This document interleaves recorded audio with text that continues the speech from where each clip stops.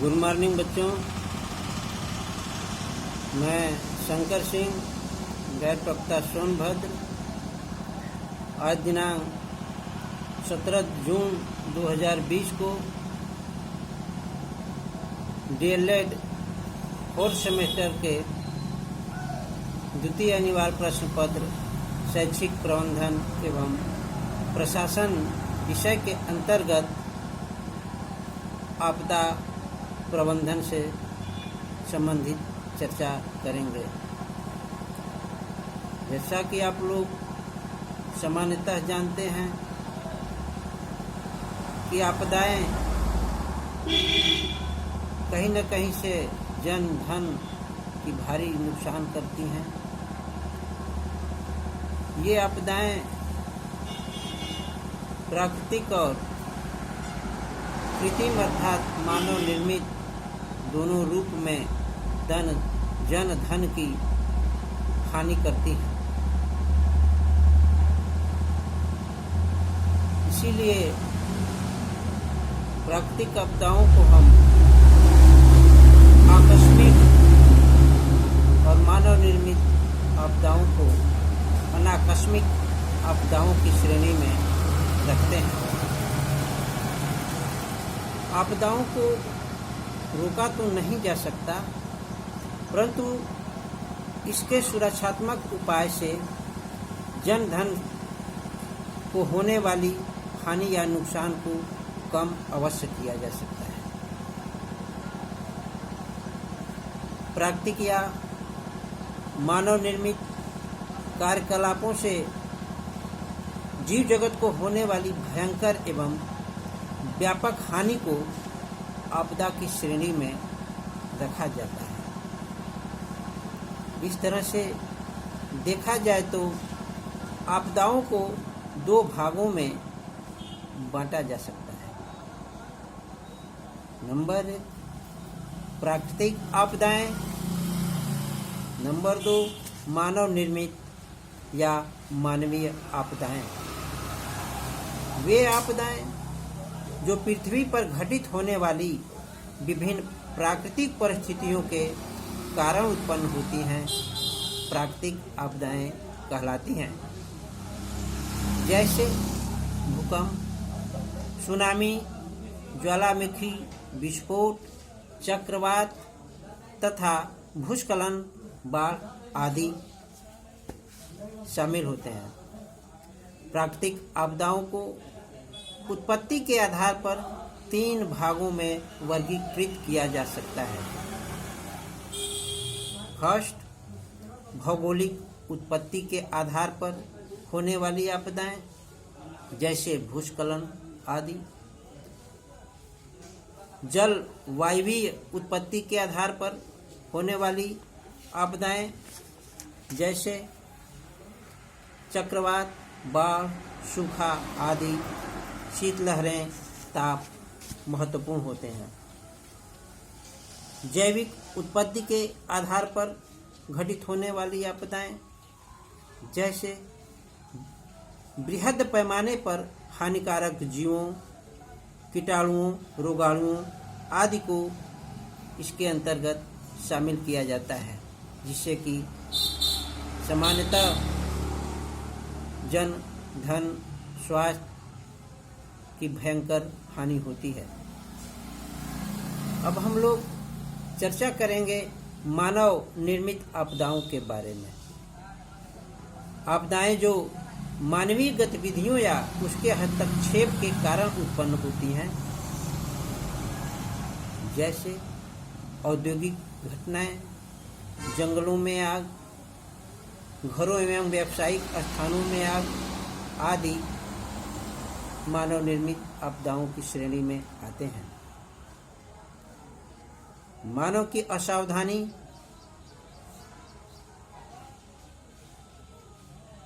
के कारण आपदाएं आगे चलकर मानव के लिए अभिशाप बन जाती हैं, जिससे अनेक लोग शारीरिक एवं मानसिक रूप से अपंग तक हो जाते हैं।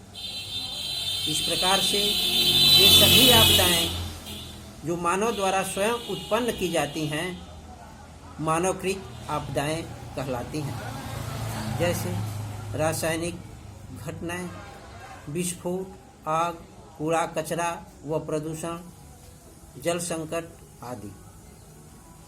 आपदा प्रबंधन से संबंधित तैयारियों के लिए स्थानीय स्तर पर प्रयास की लगातार आवश्यकता होती रहती है।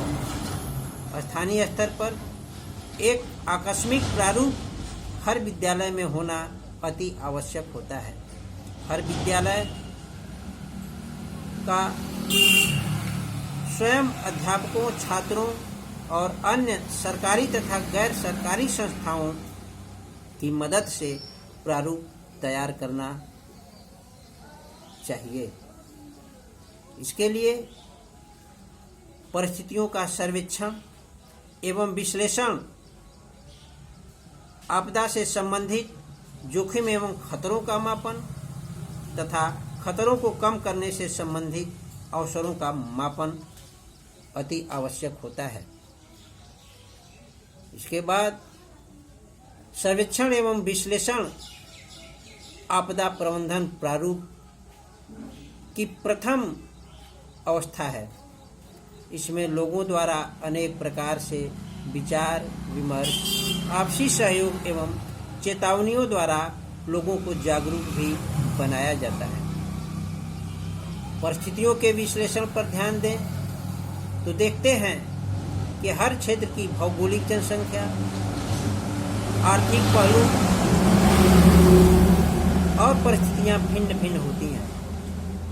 स्थलाकृति के अनुसार इसकी जानकारी और समझ रखना बहुत जरूरी होता है। संबंधित खतरों का पूर्वानुमान भविष्य के लिए अति लाभकारी होता है। प्रारंभिक रूप से आपदाएं प्राकृतिक घटनाओं के रूप में ही देखी जाती हैं। प्रायः ये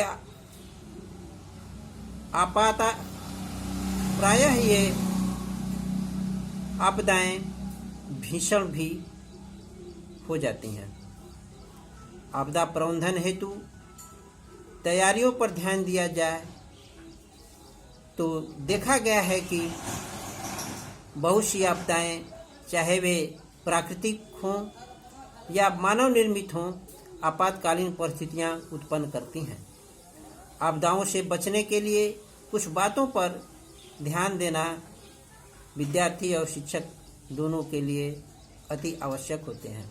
जैसे आपदाओं से संबंधित चेतावनी की पूर्व सूचना तंत्रों का विकास, जिसमें विद्यार्थियों, शिक्षकों एवं जन स्वास्थ्य से तथा जन सामान्य में जागरूकता लाने का प्रयास किया जाता है।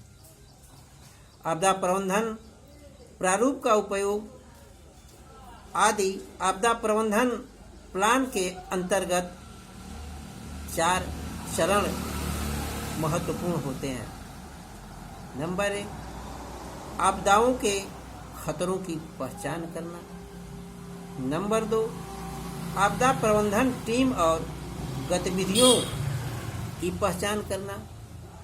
छात्रों से स्थिति के निपटने के लिए चेतावनी देने वाली प्रणाली का विकास करना और उसका उपयोग करना तथा इससे संबंधित सूचनाओं का संप्रेषण बहुत ही लाभप्रद होता है। चेतावनी प्रणालियाँ विशेष रूप से चक्रवात, बाढ़, तूफान के समय काफ़ी उपयोगी होती हैं और अत्यधिक क्षति से जन सामान्य को बचाती हैं। इनके पुनर्वास के लिए आश्रय स्थलों एवं संसाधनों का प्रबंधन भी आवश्यक है। आपदाओं से सर्वाधिक क्षति आवासीय रूप में होती है, जिसमें घर, मकान, इमारतें काफ़ी क्षतिग्रस्त हो जाती हैं। इसके साथ साथ सड़क, पुल, जल प्रवाह की प्रणालियाँ इत्यादि भी नष्ट होती हैं, जिसके उपयुक्त एवं सुरक्षित स्थानों का प्रबंधन करके जनमानस को आश्रय स्थलों तक पहुंचाने की व्यवस्था की जाती है। चेतावनी मिलने पर आपदा से संबंधित स्थानों को तुरंत खाली करने की सूचना चेतावनी अत्यधिक लाभकारी साबित हुआ है, जिससे लोगों को आपदा से बचाव में सर्वाधिक सहायता प्राप्त होती है। आपदा से ग्रसित लोगों के प्राथमिक उपचार एवं स्वास्थ्य का भी ध्यान रखना आवश्यक हो जाता है। इस पर ध्यान दिया जाए तो बहुत लोग ऐसी स्थिति में घायल हो जाते हैं, चोटिल हो जाते हैं तथा असहाय भी हो जाते हैं। उन्हें उचित मेडिकल सुविधाएं प्रदान करना अति आवश्यक होता है। स्वास्थ्य संबंधी स्वच्छता एवं सफाई का प्रबंधन भी जरूरी होता है। विभिन्न आपदाओं के बाद अनेक संक्रमणकारी रोग फैलने की संभावना बढ़ जाती है, जिससे बचाव के लिए भी ध्यान देना अति महत्वपूर्ण हो जाता है। इसके साथ साथ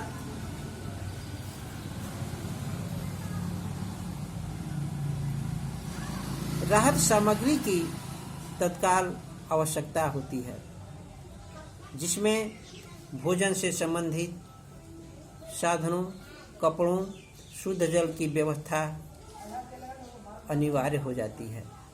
उपयुक्त चरण या आपातकालीन परिस्थितियों से निपटने के लिए निर्देशन एवं परामर्श की भी महत्वपूर्ण भूमिका देखी गई है। आपातकालीन स्थिति में स्कूलों को खाली करने के अभ्यास से छात्रों, शिक्षकों में आपदा से संबंधित अनुभव एवं समझ भी पैदा होती है और ऐसी आपदा परिस्थितियों में छात्र और शिक्षकों का तत्कालिक संज्ञान इससे बचने के लिए काम आ जाता है और आकस्मिक रूप से तुरंत ऐसी स्थितियों से निपटने में वे अपने आप को सहायक पाते हैं। इसके लिए शिक्षक कक्षावार छात्रों को तत्काल कैसे बाहर निकाले, इस पर भी ध्यान देना बहुत जरूरी होता है। अन्यथा भगदड़ की स्थिति में बहुत छात्र आपस में लड़कर, गिरकर चोटिल एवं घायल हो जाते हैं।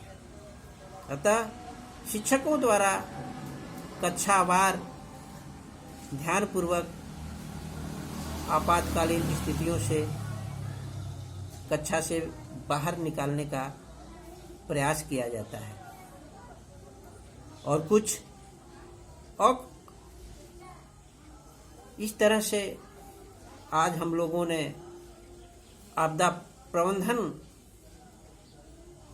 के बारे में अध्ययन किया। आगे आपदा प्रबंधन के क्रम में हम लोग चर्चा करते रहेंगे। आपदा प्रबंधन के विभिन्न प्रकार, विभिन्न परिस्थितियां से संबंधित, चाहे वह स्थलाकृत परिस्थितियां हों, वायवीय परिस्थितियां हों तथा जलीय परिस्थितियां हों, सभी से संबंधित आपदाओं के बारे में अध्ययन आगे की कक्षाओं में करेंगे। Thank you very much.